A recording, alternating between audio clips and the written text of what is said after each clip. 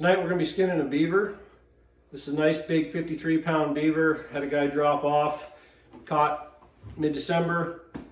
Decent fur. Feels like it's got a good set of casters in here. Right now beaver are certainly a saleable item. Want to show you how I skin them as quick and as efficient as I can. Beaver are not a high volume item for me, so I'm not the best beaver skinner in the world, but I have skinned a fair number of them and can get the hide off relatively quickly. A couple of basic tools. Pruning shears, heavy duty ones, work really great for taking off the legs. I use a hook blade razor knife. This is just a roofing shingle knife, cheap utility knife, used for making the opening cut. I keep a boning knife around to finish taking off the legs, removing the tail, skinning up around the head. And then I use a short knife when it's time to remove the casters and oil sacs.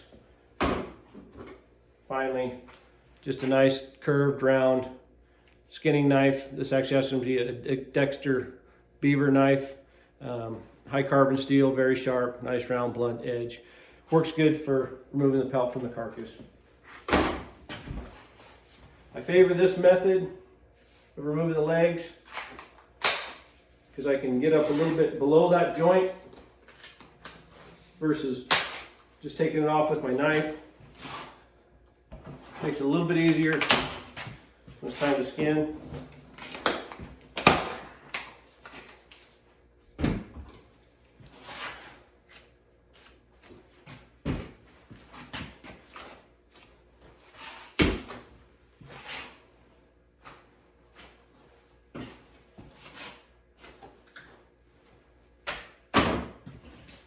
Like my hook knife, gonna go right from the chin to the base of the tail.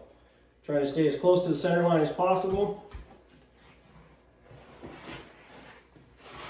When I get down here above the vent, I want to make sure that I'm running shallow enough to avoid the casters.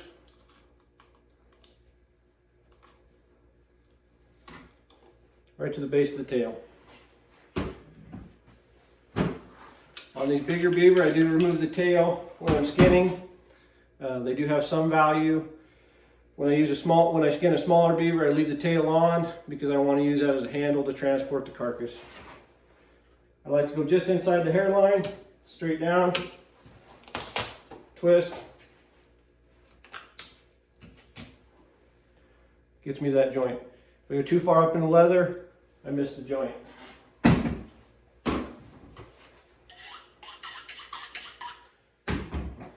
Once it's opened up all the lines, I'm going to start up here and I'm just going to open enough to where I got something to hang on to. I want to run my knife parallel to the body, not too deep, not too shallow. Just trying to run along the natural curvature of the animal. Okay, once I got something to hang on to, I can speed it up a little bit. Get to this back leg, pop it out, straight down, expose the end of that joint.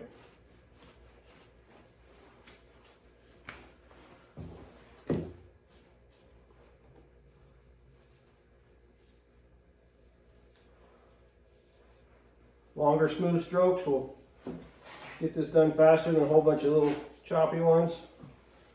So when I'm siding this, I want nice long smooth strokes. Get up here to the front leg.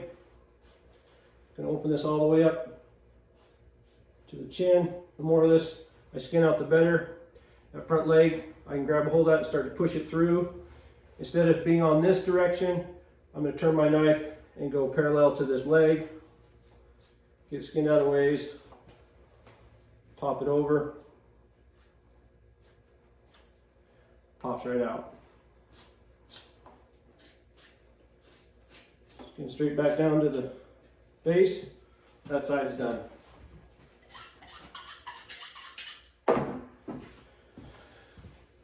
We're going to essentially do the same process in reverse on this side now. You can start up here, you can start back there.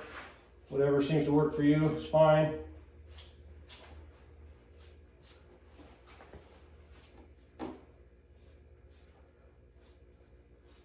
Again, I'm just trying to open up enough. Give me something to get a hold of. When we get to this leg again, trying to change the direction of my knife to parallel that leg. The hide just popped right over. Done. Skin down to the carcass, the main body. Okay. Again, once we get to this side, long smooth strokes, trying to stay parallel to that body.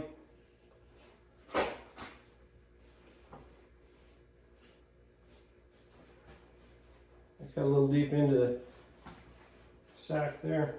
Okay.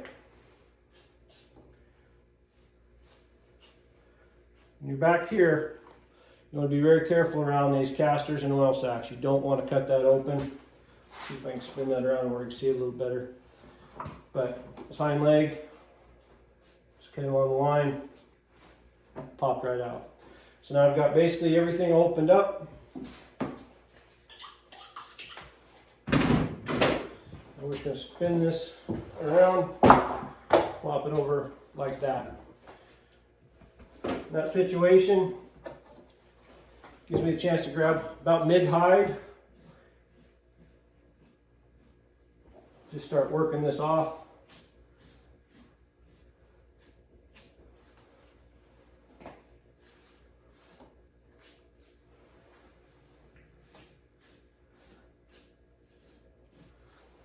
I'm a rough skinner, not a clean skinner. So the more hide and fat I leave on, the better. These pelts may have to stay in the freezer a while.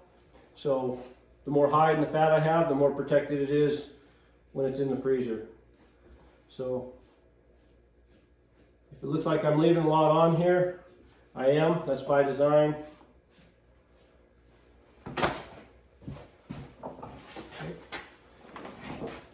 See a little better this way. Midpoint of this line, letting the weight of that animal pull itself down.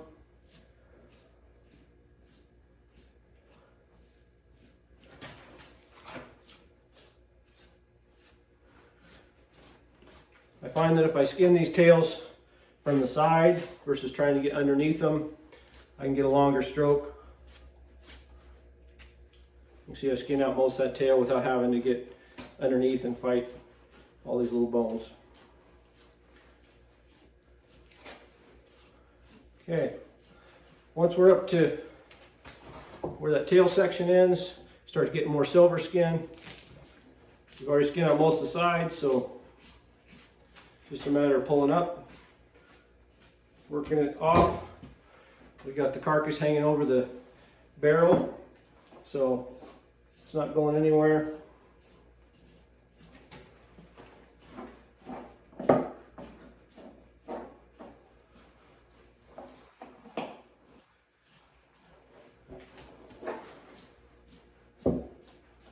Okay, so now we got past the neck. I'm going to go ahead and switch to my butcher style knife, my boning style knife, I should say. Spin this around a little better, but basically we're just going to work this off until we get to the earbuds. And they're going to sit right here by the base of the skull, kind of between the cheek and the top of the skull. You can feel it. And there's that base of that ear. Very small on a beaver. Same thing. Just a couple strikes, got that bit bud out.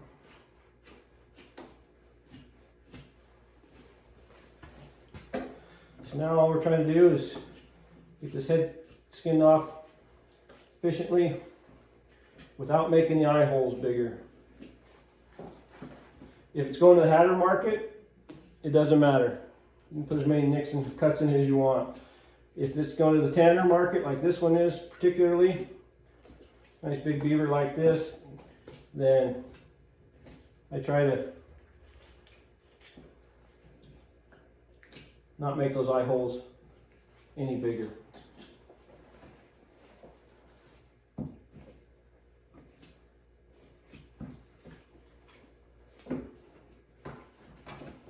Okay, now I've got this one whipped.